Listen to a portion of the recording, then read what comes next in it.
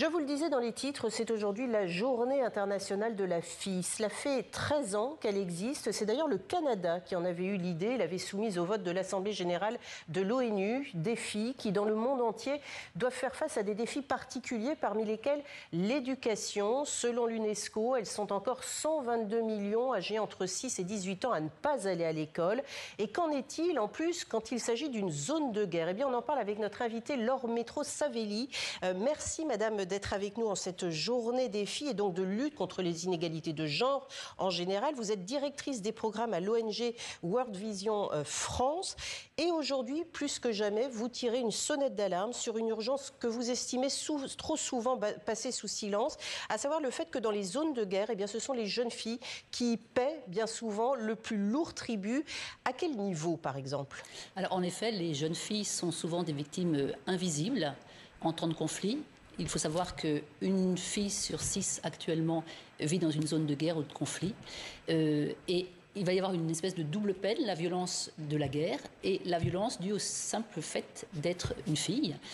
En termes pratiques, il va s'agir pour ces filles ou ces jeunes filles d'être victimes de mariages forcés, de mariages précoces, de violences sexuelles, et on connaît malheureusement le viol actuellement comme une arme de guerre, et également sur l'éducation.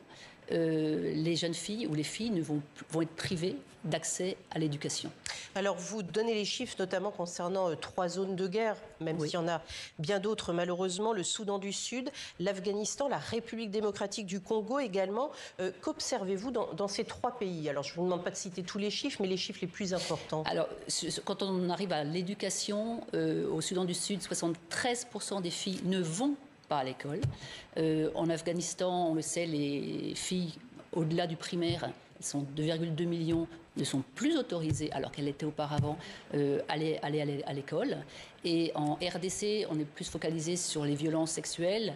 On estime à 73 000 cas de violences sexuelles en 2024, mais on le sait bien, ce sont des chiffres qui sont tout à fait minorés par rapport à la réalité de ce qui s'y passe. Alors justement, vous parlez de ce fléau, les violences sexuelles. Il y a également les mutilations génitales féminines dont souffrent de nombreuses jeunes filles.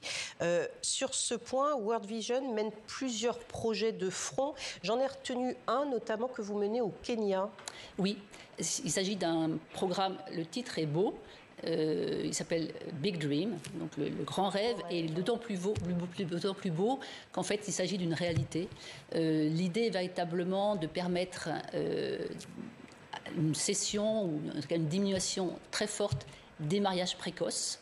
On sait qu'il y a des filles, des fillettes de 10 à 14 ans qui peuvent être mariées, et généralement c'est précédé de mutilations génitales dans le cadre de traditions ancestrales qui sont un petit peu hors du temps. Donc le programme permet véritablement, à travers 3 axes, d'éviter les mariages précoces et les excisions. La première chose, c'est une manière curative, si les excisions ont déjà eu lieu ou avant qu'elles n'aient lieu, aux jeunes filles de venir dans des centres pour les mettre à l'abri, et ensuite de mettre en place une médiation avec les parents de manière à ce qu'elles ne soient pas rejetées de sa communauté. Il y a un deuxième axe très important qui est de travailler avec les exciseuses, plus exactement avec d'anciennes exciseuses qui ont fait le pari, aidées par World Vision, de se dire trouvons d'autres solutions pour ces jeunes filles, et ce sont des ambassadrices d'un changement de mentalité. Oui, parce que vous dites que c'est des traditions ancestrales, et effectivement c'est le cas. Donc est-ce que vous ne vous heurtez pas à un mur? Non, justement. En fait, la manière dont on fait, c'est d'abord on écoute les jeunes filles. Et quand on voit la manière dont elles font appel pour qu'on arrête ce drame, on se doit d'agir. Et en effet, c'est les parents qu'il faut convaincre. C'est tout à fait les parents. Et c'est le rôle de ces exciseuses, qui ont déjà eu un intérêt économique, c'était leur métier, d'aller voir les parents, d'aller voir les chefs de communauté, d'aller voir dans certains cas les chefs religieux, pour mettre en place un dialogue sur l'idée et qu'est-ce qui se passerait si une petite fille n'était pas excisée? Qu'est-ce que ça changerait? Quels autres rites de passage à l'âge adulte on pourrait trouver?